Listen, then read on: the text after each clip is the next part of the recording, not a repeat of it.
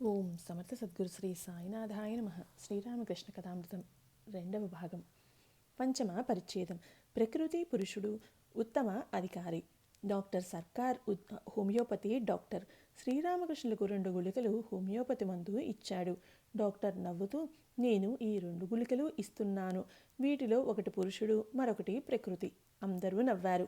శ్రీరామకృష్ణులు నవ్వుతూ, అవును, ప్రకృతి పురుషులు ఎప్పుడూ ఒకే చోట ఉంటారు. పావురాళ్లను చూడలేదా? అవి విడివడి ఉండలేవు. ప్రకృతి ఉన్న చోటనే పురుషుడు, పురుషుడు ఉన్న చోటనే ప్రకృతి. నేడు విజయదశమి. శ్రీరామకృష్ణులు డాక్టర్ను ఏమైనా ఉపాహారం తీసుకోమన్నారు. భక్తులు డాక్టర్కు ఉపాహారం సమర్పించారు. డాక్టర్ ఉపాహారం తింటూ, ఉపాహారం పెట్టినందుకు గాను థ్యాంక్ యూ ఇస్తాను. మీరిచ్చిన ఉపదేశాలకు మాత్రం కాదు. ఆ థ్యాంక్ యూ నోటితో చెప్పను. శ్రీరామకృష్ణులు నవ్వుతూ, భగవంతుడిపై మనస్సు నిలుపు. అంతకంటే వేరే ఏం చెప్పాలి? ఇంకా కాస్త ధ్యానం చేస్తూ ఉండు. చిన్న నరేంద్రుణ్ణి చూపిస్తూ చూడు. ఇతడి మనస్సు భగవంతుడిలో సంపూర్ణంగా లీనమైపోతుంది. నీకు చెప్పిన మాటలన్నీ. డాక్టర్, ఆ మాటలు వీరికి కూడా చెప్పండి. శ్రీరామకృష్ణులు, వ్యక్తి జీర్ణశక్తికి తగ్గట్టు అతడికి ఆహారం ఇవ్వాలి. నీకు చెప్పిన విషయాలను అందరూ అర్థం చేసుకోగలరా ఏమిటి? నీకు చెప్పిన మాటలను నేను అందరికీ చెప్పజాలను. తల్లి ఇంటికి ఒక చేపను తీసుకువచ్చింది అనుకుందాం. బిడ్డలందరికీ జీర్ణశక్తి ఒకేలా ఉండదు కదా. కొంతమంది కోసం ఆమె పులావు చేస్తుంది, మరికొందరి కోసం పులుసు చేస్తుంది. వీరికి జీర్ణశక్తి తక్కువ. అందరూ నవ్వారు. డాక్టర్ సర్కార్ సెలవు పుచ్చుకున్నాడు. నేడు విజయదశమి. ఈ సందర్భంగా పెద్దలకు, స్నేహితులకు సముచిత రీతిలో గౌరవం, శుభాకాంక్షలు తెలుపుకోవడం వంగ సమాజంలో ఆనవాయితీ. భక్తులందరూ శ్రీరామకృష్ణులకు సాష్టాంగ ప్రణామం చేసి ఆయన పాదధూళిని స్వీకరించారు. పిదప వారందరూ పరస్పరం ఆలింగనం చేసుకుని శుభాకాంక్షలు తెలుపుకున్నారు. వారి ఆనందానికి హద్దు లేకపోయింది. శ్రీరామకృష్ణులకు సుస్థిగా ఉంది. కానీ నేడు ఆయన వారినందరినీ దానిని మర్చిపోయేలా చేశారు. ఆలింగనాలు, నోరు తీపి చేసుకోవడం చాలాసేపటి వరకు కొనసాగింది. చిన్న నరేంద్రుడు, మా తదితర భక్తులు శ్రీరామకృష్ణులకు సమీపాన కూర్చున్నారు. ఆయన వారితో ఉల్లాసంగా మాట్లాడసాగారు. డాక్టర్ సర్కార్ గురించిన ప్రస్తావన వచ్చింది. శ్రీరామకృష్ణులు, డాక్టర్కు ఇంతకంటే ఎక్కువగా చెప్పే అవసరం లేదు. చెట్టు కొట్టడం దాదాపు పూర్తయ్యాక ఆ వ్యక్తి పక్కకు తప్పుకుంటాడు. కాసేపట్లో ఆ చెట్టు దానంతటా అదే పడిపోతుంది. చిన్న నరేంద్రుడు నవ్వుతూ, ఇక్కడ ప్రతిదీ ఆదర్శమే. శ్రీరామకృష్ణులు, మాతో డాక్టర్ చాలా వరకు మారిపోయాడు కదా, ఏమంటావ్? ఔషధం ఇవ్వాలన్న సంగతే మర్చిపోతాడు. నేను జ్ఞాపకం చేసినప్పుడు ఓ అవునవును, ఔషధం ఇవ్వాలి అంటాడు. ఇంటి ముంగిలిలో కొందరు భక్తులు పాడుతున్నారు. వారు శ్రీరామకృష్ణుల గదిలోకి తిరిగి వచ్చారు. ఆయన వారితో ఇలా అన్నారు, ఏమో ఇందాక మీరు పాడారు కదా, కానీ అన్నీ అపస్వరాలే. అపస్వరాలు పాడడంలో నిష్ణాతుడైన వ్యక్తి ఒకడు ఉన్నాడు. ఇందాక మీరు పాడింది కూడా అలాగే తోచింది. అందరూ నవ్వారు. చిన్న నరేంద్రుడికి బంధువైన అబ్బాయి ఒకడు వచ్చాడు. బాగా షోకుగా ఉడుపులు ధరించి కళ్ళజోడు పెట్టుకుని ఉన్నాడు. శ్రీరామకృష్ణులు చిన్న నరేంద్రుడితో మాట్లాడసాగారు. శ్రీరామకృష్ణులు, ఈ దారిలో ఓ కుర్రవాడు వెళ్తూ ఉండగా చూశాను. బాగా మడతలు పెట్టి ఉన్న చొక్కా ధరించాడు. ఎంతగా వగలపోతూ నడుస్తున్నాడని మధ్య మధ్యలో శాలువాను పక్కకు తొలగించి తన చొక్కా అందరికీ కనిపించేలా చేస్తాడు. తనను ఎవరైనా చూస్తున్నారా లేదా అని గమనిస్తూ ఉంటాడు. అతడు నడుస్తుంటే మోకాళ్ల వంకర అని తెలిసిపోతుంది. అందరూ నవ్వారు. నెమలి పురివిప్పి తన అందాన్ని ప్రదర్శిస్తుంది, కానీ దాని కాళ్ళు మురికిగా ఉంటాయి. అందరూ నవ్వారు. అంటే ఒంటే అనాకారి. దానికి సంబంధించిన విషయాలన్నీ అలాగే ఉంటాయి. చిన్న నరేంద్రుడి బంధువు అయితే దాని నడత మంచిదే కదా. శ్రీరామకృష్ణులు, మంచిదే, కానీ అది ముళ్ళకంపలు తింటూ ఉంటుంది. నోటు నుండి రక్తం కారుతూ ఉంటుంది. అయినప్పటికీ ముళ్ళకంపలు తినడం మాత్రం మానదు. సంసారులు అంతే. బిడ్డలు మరణించినా ఇంకా బిడ్డలు కావాలంటూ వెంపర్లాడుతూనే ఉంటారు. షష్ఠ పరిచ్ఛేదం. శ్రీరామకృష్ణులు ఈశాన్ గృహస్థ ఆశ్రమం. అక్టోబర్ 22, 1885 గురువారం సాయంత్రం. దుర్గాపూజ తర్వాత కొన్ని రోజులు గడిచాయి. శ్రీరామకృష్ణులు శ్యాంపుకూర్ భవనం 2వ అంతస్తులోని తమ గదిలో పక్క మీద కూర్చొని ఉన్నారు. బలరాం బోసు ఇంట్లో ఉండేటప్పుడు సుప్రసిద్ధ ఆయుర్వేద వైద్యుడైన గంగాప్రసాద్కు ఆయన్ను చూపించడం జరిగింది. ఈ వ్యాధి నయమవుతుందా అని శ్రీరామకృష్ణులు అడిగినప్పుడు గంగాప్రసాద్ బదులు చెప్పలేదు. మరికొందరు అలోపతి డాక్టర్లు కూడా చూసి ఈ వ్యాధి నయం అవదని నిర్ధారణ చేశారు. ప్రస్తుతం శ్రీరామకృష్ణులు హోమియోపతి వైద్యుడైన డాక్టర్ సర్కార్ పర్యవేక్షణలో ఉన్నారు. ఆయనకు శ్రీరామకృష్ణుల పట్ల అమిత శ్రద్ధాభక్తులు. బొత్తిగా తీరిక లేకపోయినప్పటికీ వచ్చినప్పుడల్లా ఆయన ఒక్కోసారి దాదాపు 6-7 గంటల పాటు ఇక్కడే ఉండిపోతాడు. దగ్గర చుట్టంలా భక్తులందరితో కలిసిమెలిసి ఉంటాడు. గదిలో శ్రీరామకృష్ణులతో పాటు ఈశాన్ చంద్ర ముఖోపాధ్యాయ, డాక్టర్ సర్కార్ తదితర భక్తులు ఉన్నారు. ఈశాన్ దానశీలి, పెన్షన్ పుచ్చుకొని జీవితం గడుపుతూ ఉన్నాడు. అయినప్పటికీ దానాలు చేయడం మాత్రం మానడు. సమయమంతా భగవత్ చింతనలోనే గడుపుతూ ఉంటాడు. శ్రీరామకృష్ణులకు జబ్బు చేసిందని విని ఆయన్ను చూడడానికి వచ్చాడు. భక్తులందరూ శ్రీరామకృష్ణుల వచనామృతాన్ని గ్రోలడానికి ఆతురతతో ఉన్నారు.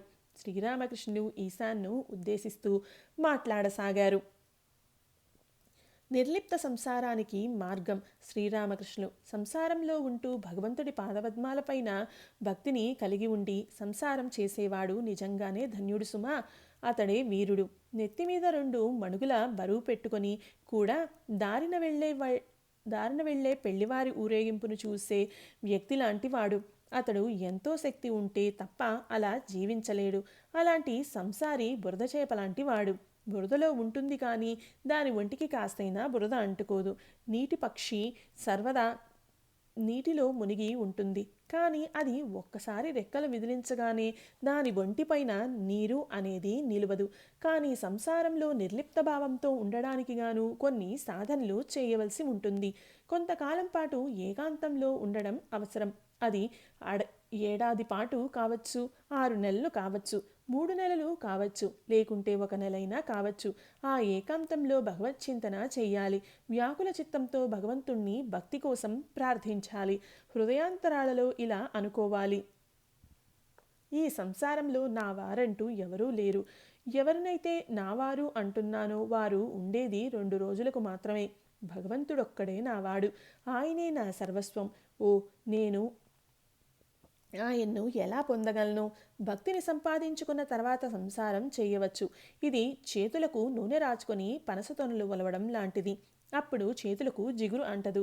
సంసారం నీటి వంటిది, మనస్సు పాల వంటిది. నీటిలో పాలను కనుక పోస్తే 2 కలిసిపోతాయి. అందుకే పాలను ఏకాంత ప్రదేశంలో, అంటే ఎవరూ పాలను కదపకుండా ఉండేటట్లు పెట్టి తోడు పెట్టవలసి ఉంటుంది. పెరుగు తోడుకున్న తర్వాత వెన్నను తీయవలసి ఉంటుంది. వెన్నను తీసాక దాన్ని నీటిలో కనుక వేసినట్లయితే అది నీటిలో కలిసిపోదు. నిర్లిప్తంగా నీటి మీద తేలుతూ ఉంటుంది. బ్రహ్మ సమాజ భక్తులు నాతో ఇలా అన్నారు: మహాశయ, మాది జనక మహారాజు మతం. ఆయన లాగానే మేము కూడా నిర్లిప్త భావంతో సంసారం చేస్తాము. అందుకు నేను ఇలా అన్నాను: నిర్లిప్త భావంతో సంసారం చేయడం ఎంతో కష్టం. ఊరకే నోటితో చెప్పినంత మాత్రాన ఎవరు జనక మహారాజులు అయిపోరు.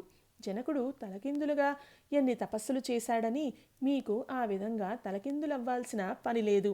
కానీ సాధనలు చెయ్యాలి. ఏకాంతంలో వసించాలి. ఏకాంతంలో జ్ఞానాన్ని, భక్తిని పొందాక వెళ్ళి సంసారం చెయ్యాలి. పాలను కదపకుండా తోడు పెట్టవలసి ఉంటుంది. అటు ఇటు కదుపుతూ ఉంటే పెరుగు తోడుకోదు. జనక మహారాజు నిర్లిప్తుడుగా ఉండేవాడు. అందుచేత ఆయనకు విదేహుడు అనే ప్రత్యేకమైన పేరు కూడా ఉండేది. ఎందుకంటే ఆయనకు దేహభావన ఉండేది కాదు కాబట్టి. సంసారంలో ఉంటూ కూడా జీవన్ముక్తుడై తిరుగుతూ ఉండేవాడు. కానీ దేహభావన పోవడం అనేది సుదూర విషయం. అందుకు ఎంతగానో సాధనలు అవసరం. జనకుడు మహావీరుడు. 2 కత్తులతోనూ సాము చేసేవాడు. ఒకటి జ్ఞానం, మరొకటి కర్మ. గృహస్థాశ్రమ జ్ఞాని, సన్యాసాశ్రమ జ్ఞాని. గృహస్థాశ్రమంలో ఉన్న జ్ఞానికి, సన్యాసాశ్రమంలో ఉన్న జ్ఞానికి మధ్య ఏమైనా తేడా ఉందా అని అడిగితే దానికి సమాధానం: ఇద్దరూ ఒకే తరగతికి చెందినవారే. ఇతడు జ్ఞానే, అతడు జ్ఞానే. కానీ గృహస్థాశ్రమంలో ఉన్న జ్ఞానికి భయం ఉండనే ఉంటుంది. కామినీ కాంచనాల నడుమ వసిస్తున్నట్లయితే కాస్తో కూస్తో భయం ఉండనే ఉంటుంది. మసిమారిన ఇంట్లో వసిస్తున్నప్పుడు నువ్వు ఎంత జాగ్రత్త వహించినప్పటికీ శరీరం మీద కాస్తో కూస్తో నల్లని మరక పడే తీరుతుంది. వెన్న తీశాక దాన్ని కొత్త కుండలో కనుక పెడితే అది చెడిపోవడానికి ఆస్కారం ఉండదు. కానీ దాన్ని పెరుగు పెట్టిన కుండలో పెట్టినట్లయితే సందేహమే. అందరూ నవ్వారు. పేలాలు వేయించేటప్పుడు మూకుడు నుండి ఒకటి రెండు ఎగిరి నేల మీద పడతాయి. అవి ఏమాత్రం మరక లేకుండా మల్లె పువ్వులా ఉంటాయి. మూకుడులోనే ఉన్న పేలాలు కూడా మంచివే, కానీ అవి అలా మల్లె పువ్వుల్లాగా ఉండవు. వాటికి కొద్దిగా మరక అంటి ఉంటుంది. అదేవిధంగా సన్యాసి జ్ఞానోపలబ్ధి పొందాక మల్లె పువ్వులా ఎలాంటి మరకలు లేకుండా ఉంటాడు. అయితే జ్ఞానం పొందాక సంసారం అనే మూకుడులో ఉండేవాడికి కొద్దిగా ఎర్ర మరకపడే అవకాశం ఉంది. అందరూ నవ్వారు. ఒకసారి జనక మహారాజు సభలోకి ఒక భైరవి వచ్చింది. స్త్రీని చూడగానే జనకుడు తలను కిందకు దించుకుని నేలచూపులు చూడసాగాడు. అది చూసి భైరవి ఇలా అంది, ఓ జనక, స్త్రీని చూసి నీకు ఇంకా భయం వేస్తుందా? పూర్ణజ్ఞానం కలిగినప్పుడు 5 సంవత్సరాల బాలుడి స్వభావం ఏర్పడుతుంది. అప్పుడు స్త్రీ పురుషులనే భేదభావం ఉండదు. గృహస్థాశ్రమంలో ఉన్న జ్ఞానికి దేహం మీద కొన్ని మరకలు పడవచ్చు, కానీ వాటితో అతడికి కలిగే నష్టం ఏమీ లేదు. చంద్రునిలో మచ్చలు ఉన్నాయి, కానీ వాటి వల్ల చంద్రుని ప్రకాశానికి లోటేమీ లేదు. జ్ఞానం, కర్మ, లోకశిక్షణ. జ్ఞాన సముపార్జనానంతరం కొందరు లోకశిక్షణార్థం కర్మలు చేస్తూ ఉంటారు. జనకుడు, నారదుడు మొదలైన వారు ఈ కోవకు చెందుతారు. కానీ ఆ విధంగా లోకులకు ఉపదేశం చేయాలి అంటే ఎంతో శక్తి అవసరం. ఋషులు కేవలం తమ వరకే జ్ఞానం సంపాదించుకోవడంలోనే తలమునకలై ఉండేవారు. కానీ నారదాది ఆచార్యులు లోక కళ్యాణం గురించి యోచించేవారు. వారు వీరపురుషులు. తేలికైన పనికిరాని కర్ర నీటిపై తేలుతూ పోతూ ఉన్నప్పుడు దాని మీద ఒక పక్షి వ్రాలినా అది మునిగిపోతుంది. కానీ భారీగా ఉన్న కొయ్యదుంగ నీటిపై తేలుతూ ఉన్నప్పుడు ఆవు, మనిషి, చివరకు ఒక ఏనుగు కూడా అది మునిగిపోకుండా నిభాయించుకోగలదు. స్టీమర్ తనంతట తాను ఆవలి ఒడ్డుకు చేరడమే కాక ఎంతో మందిని చేరవేస్తుంది కూడా. నారదుడు మొదలైన ఆచార్యులు ఇలాంటి భారీగా ఉన్న కొయ్యదొంగలు, స్టీమర్ల వంటి వారు. కొందరు ఏదైనా రుచిగల పదార్థాన్ని తిన్న తర్వాత మరెవరికి అది తెలియకుండా తువ్వాలులో మూతి తుడుచుకొని కూర్చుంటారు. అందరూ నవ్వారు. మరికొందరుంటారు, అలాంటి వ్యక్తికి మామిడి పండు లభించినప్పుడు దాన్ని కోసి అందరికీ పంచుతాడు, తాను కూడా తింటాడు. నారదాది ఆచార్యులు జనులందరి మేలు కోసం జ్ఞానోపలబ్ధి తర్వాత కూడా భక్తిని ఆశ్రయించి ఉండేవారు. సప్తమ పరిచ్ఛేదం. జ్ఞానం, భక్తి, యుగధర్మం. డాక్టర్, జ్ఞానంతో మనిషి అవాక్కైపోతాడు. కళ్ళు మూసుకుంటాడు, కన్నీరు స్రవిస్తుంది. అప్పుడు భక్తి అవసరం ఏర్పడుతుంది. శ్రీరామకృష్ణులు, భక్తి స్త్రీ లాంటిది, అందుకే అంతఃపురం వరకు వెళ్ళగలదు. జ్ఞానం బయట ఉన్న గదుల వరకు మాత్రమే పోగలదు. అందరూ నవ్వారు. డాక్టర్, అయితే స్త్రీలందరికీ అంతఃపురంలో ప్రవేశించడానికి అనుమతి లభించదు కదా. ఉదాహరణకు వేశ్యలు. అందుకే జ్ఞానం యొక్క అవసరం. భక్తి దారి తప్పిన పూరీ భక్తుని దృష్టాంతం. శ్రీరామకృష్ణులు, ఒక వ్యక్తికి సరైన మార్గం తెలియకుండా ఉండవచ్చు, కానీ అతడికి భగవంతుడి పట్ల భక్తి ఉన్నది. ఆయన్ను తెలుసుకోవాలి అనే ఆకాంక్ష ఉన్నది. అలాంటి వ్యక్తి కేవలం తన భక్తి యొక్క బలిమి చేతనే భగవంతుణ్ణి పొందగలడు. ఒకసారి ఒక చిత్తశుద్ధి గల భక్తుడు పూరీ జగన్నాథ స్వామిని దర్శించడానికి బయలుదేరాడు. పూరీకి వెళ్లే మార్గం ఏదో అతడికి తెలియదు. దక్షిణ దిశగా వెళ్ళడానికి బదులుగా అతడు పశ్చిమంగా వెళ్ళసాగాడు. దారి అయితే తప్పాడు, కానీ అతడు ఎంతో ఆరాటంగా జనాన్ని సరైన దారి చూపమని అడుగుతూ ఉన్నాడు. వారు అతడితో, ఇది కాదు సరైన దారి, ఆ దారి గుండా వెళ్ళు అన్నారు. ఆ భక్తుడు చివరకు పూరీ చేరుకొని జగన్నాథస్వామిని దర్శించాడు. చూసావా, నీకు తెలియకపోయినప్పటికీ ఎవరో ఒకరు తెలియపరుస్తారు. డాక్టర్, కానీ ఆ భక్తుడు అజ్ఞానంచే దారి మరిచిపోవడం అయితే జరిగింది కదా. శ్రీరామకృష్ణులు, అతడు మర్చిపోవడం అయితే జరిగింది, కానీ చివరకు తన గమ్యాన్ని చేరుకున్నాడు. భగవంతుడు సాకారుడు నిరాకారుడును.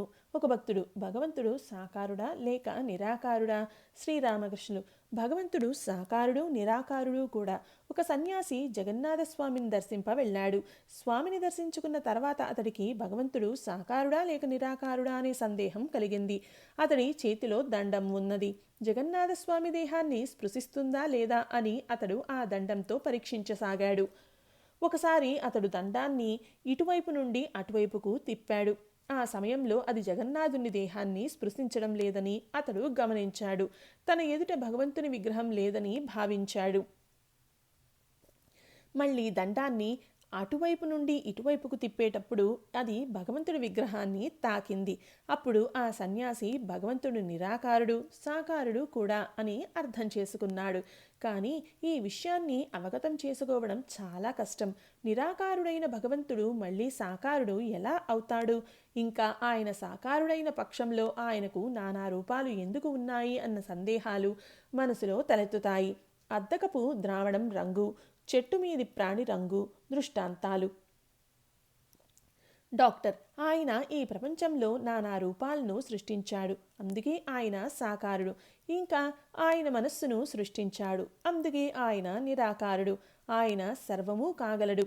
శ్రీరామకృష్ణులు: భగవంతుణ్ణి సాక్షాత్కరించుకోకుండానే ఈ విషయాలన్నింటినీ అర్థం చేసుకోలేము. సాధకుల కోసం ఆయన పలు విధాలుగా పలు రూపాలలో దర్శనం ఇస్తాడు. ఒక వ్యక్తి వద్ద ఒక తొట్టెలో అద్దకపు ద్రావణం ఉంది. అనేకులు తమ వస్త్రాలకు రంగు వేయించుకోవడానికి అతడి వద్దకు వచ్చేవారు. ఆ వ్యక్తి వారితో, మీ వస్త్రాన్ని ఏ రంగులో అద్దమంటారు అని అడుగుతాడు. వారిలో ఒకరు బహుశా ఎరుపు రంగులో అద్దమని అడుగుతాడు అనుకుందాం. ఆ వ్యక్తి వెంటనే ఆ వస్త్రాన్ని తొట్టెలో ముంచి, ఇదిగో నీకు కావలసిన ఎరుపు రంగు వస్త్రం తీసుకో అంటాడు. వేరే ఎవరైనా వస్త్రాన్ని పసుపు రంగులో అద్దాలి అంటారు అనుకుందాం. ఈ వ్యక్తి వెంటనే ఆ వస్త్రాన్ని అదే తొట్టిలో ముంచి, ఇదిగో నీకు కావలసిన పసుపు రంగు వస్త్రం తీసుకో అంటాడు. నీలిరంగులో అద్దాలని అడిగితే మళ్ళీ అదే తొట్టిలోనే దాన్ని ముంచి మళ్ళీ అదే మాట, ఇదిగో నీకు కావలసిన నీలం రంగు వస్త్రం తీసుకో. ఈ విధంగా ఎవరికి ఏ రంగులో కావాలి అనుకుంటే ఆ వ్యక్తి వారి వస్త్రాన్ని అదే రంగులో ఆ తొట్టెలోనే ముంచి అద్దకం చేసి ఇస్తాడు. మరో వ్యక్తి ఈ వ్యవహారాన్నంతా ఆశ్చర్యంతో చూస్తున్నాడు. అప్పుడు ఆ అద్దకం వేసే ఆ వ్యక్తి అతడితో, ఏమయ్యా, నీ వస్త్రాన్ని ఏ రంగులో అద్దమంటావు అని అడిగాడు. అప్పుడు ఆ రెండవ వ్యక్తి ఇలా అన్నాడు, అయ్యా, నువ్వు ఏ రంగుతోనైతే ఈ వస్త్రాలన్నింటికీ అద్దకం వేస్తున్నావో నా వస్త్రానికి కూడా అదే రంగులో అద్దకం వేసి ఇవ్వు. ఒక వ్యక్తి బహిర్భూమికి పోయినప్పుడు చెట్టు మీద ఒక అందమైన ప్రాణిని చూశాడు. అతడు మరో వ్యక్తితో, సోదరా, ఫలానా చెట్టు మీద నేను ఎరుపు రంగులో ఉన్న ఒక ప్రాణిని చూశాను అన్నాడు. ఆ రెండవ వ్యక్తి కూడా, నేను ఆ ప్రాణిని చూశాను, కానీ అది ఎరుపు రంగులో లేదు, అది ఆకుపచ్చ రంగులో ఉన్నది అన్నాడు. ఇంకో వ్యక్తి, లేదు లేదు, ఆకుపచ్చ కాదు, అది పసుపచ్చ రంగులో ఉంది అన్నాడు. ఈ విధంగానే ఇతరులు కూడా ఆ ప్రాణి రంగు ఏమిటో చెప్పసాగారు. ఒకరు నీలం రంగు అంటారు, మరొకరు నలుపు రంగు అంటారు. ఇలా కొనసాగుతూనే ఉంది. చివరకు వారు దెబ్బలాడుకోసాగారు. వారందరూ చెట్టు వద్దకు వెళ్ళి ఒక వ్యక్తి అక్కడ కూర్చుని ఉండడం గమనించారు. వారి ప్రశ్నలకు సమాధానంగా ఆ వ్యక్తి ఇలా అన్నాడు, నేను ఈ చెట్టు కిందనే వసిస్తూ ఉంటాను. నాకు ఆ ప్రాణి గురించి బాగా తెలుసు. మీరందరూ చెబుతున్నదంతా నిజమే. అది ఒక్కసారి ఎరుపు రంగులోను, ఒక్కోసారి పచ్చ రంగులోను, ఒక్కోసారి పసుపు రంగులోను, ఒక్కోసారి నీలం రంగులోను, ఇంకా ఎన్నెన్నో రంగుల్లో ఉంటుంది. పైగా ఒక్కోసారి అది వర్ణరహితంగా ఉండటం కూడా చూస్తూ ఉంటాను. సర్వదా భగవచ్చింతన చేసే వ్యక్తి మాత్రమే భగవత్ స్వరూపం ఏమిటో అర్థం చేసుకోగలుగుతాడు. ఆ వ్యక్తే భగవంతుడు నానా రూపాల్లో నానా భావాల్లో దర్శనం ఇస్తాడని తెలుసుకుంటాడు. ఆయన సగుణుడు, మళ్ళీ నిర్గుణుడు కూడా. ఊసరవెల్లి పలు రంగుల్లో ఉంటుందని, మళ్ళీ కొన్ని సమయాల్లో ఏ రంగు లేకుండా కూడా ఉంటుందని ఆ చెట్టు కింద వసించే వ్యక్తికి మాత్రమే తెలుసు. తక్కిన వారంతా కేవలం వాదోపవాదాలతో కలహించుకుంటూ ఉంటారు. భగవంతుడు సాకారుడు నిరాకారుడు కూడా. ఇది ఎలాంటిదో తెలుసా? సచ్చిదానందం తీరమంటూ లేని సాగరం వంటిది. భక్తి యొక్క శీతల ప్రభావంతో ఆ సాగరంలోని నీరు అక్కడక్కడ ఘనీభవిస్తుంది. నీరు మంచుగడ్డల ఆకారంలో ఘనీభవించినట్లుగా అంటే ఆయన భక్తుడికి సాక్షాత్కరిస్తాడు. ఒక్కోసారి సాకార రూపంలో దర్శనం ఇస్తారు. మళ్ళీ జ్ఞానభాస్కరుడు ఉదయించినప్పుడు ఆ మంచు అంతా కరిగిపోతుంది. డాక్టర్, సూర్యుడు ఉదయించాక మంచు అంతా కరిగిపోయి నీరైపోతుంది. మళ్ళీ సూర్యుడి వేడిమి కారణంగా ఆ నీరు నిరాకారమైన ఆవిరిగా మారుతుందన్న విషయం తెలుసునా? శ్రీరామకృష్ణులు అంటే బ్రహ్మ సత్యం, జగన్ మిథ్య. ఈ విచారణ తర్వాత సమాధి స్థితి కలిగినప్పుడు రూపం గీపం అన్నీ ఎగిరిపోతాయి. అప్పుడు భగవంతుడు ఒక వ్యక్తి అన్న బోధ ఉండదు. అప్పుడు భగవంతుడు ఏమిటో మాటల్లో చెప్పలేము. ఆ స్థితిలో చెప్పేవారెవరు? ఎవరు చెబుతారో అతడే లేడు. అతడి నేనును వెతికినా కూడా కానరాదు. అప్పుడు బ్రహ్మం నిర్గుణం. ఆ స్థితిలో బ్రహ్మం గురించిన బోధ కేవలం బోధ రూపంలో ఉంటుంది. మనోబుద్ధులతో ఆయన్ను ఇముడ్చుకోలేము, అంటే అర్థం చేసుకోలేము. అందుకే జనం భక్తి చంద్రుడని, జ్ఞానం సూర్యుడని అంటారు. ఉత్తర దక్షిణ దిశలుగా సుదూరంలో సముద్రం ఉంటుందని విన్నాను. అక్కడ వాతావరణం ఎంత చల్లగా ఉంటుందంటే నీరు గడ్డకట్టి అక్కడక్కడ పెద్ద పెద్ద బండలుగా మారుతుంది. అక్కడ ఓడలు పయనించజాలవు. అవి అక్కడకు వెళ్ళి ఆగిపోతాయి. డాక్టర్, అలాగైతే భక్తి మార్గంలో మనిషి ఆగిపోతాడు.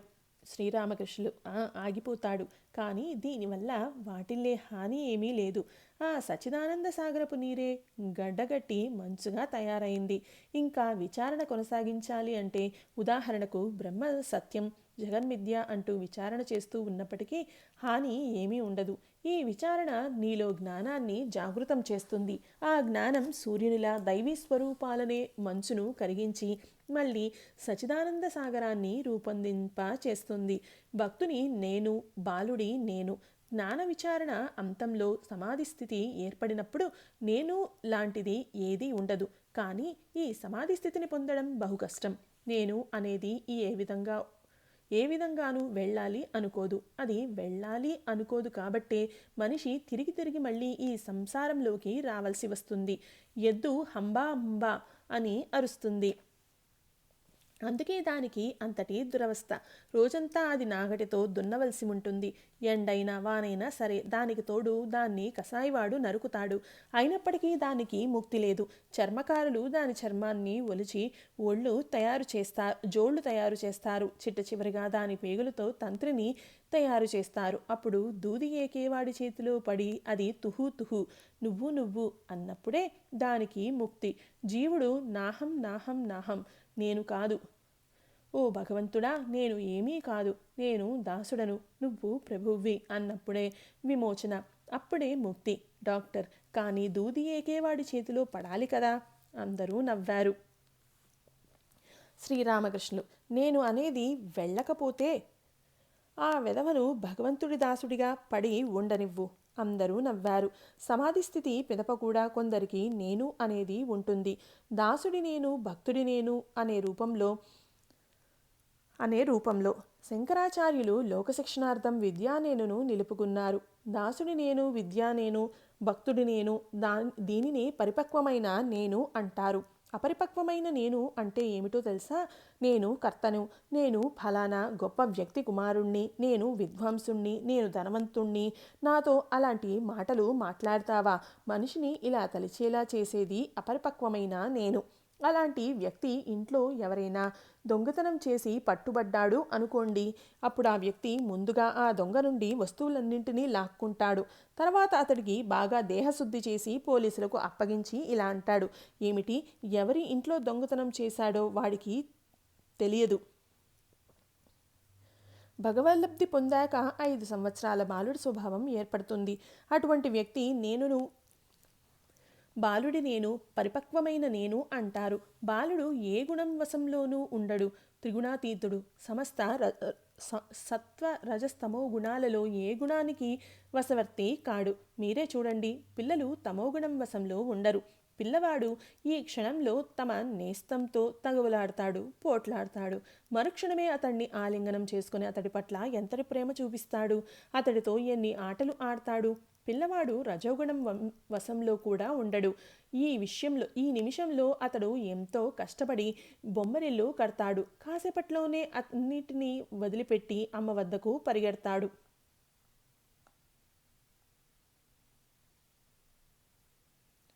ఓం సమర్థ సద్గురు శ్రీ సాయినాథాయ నమః.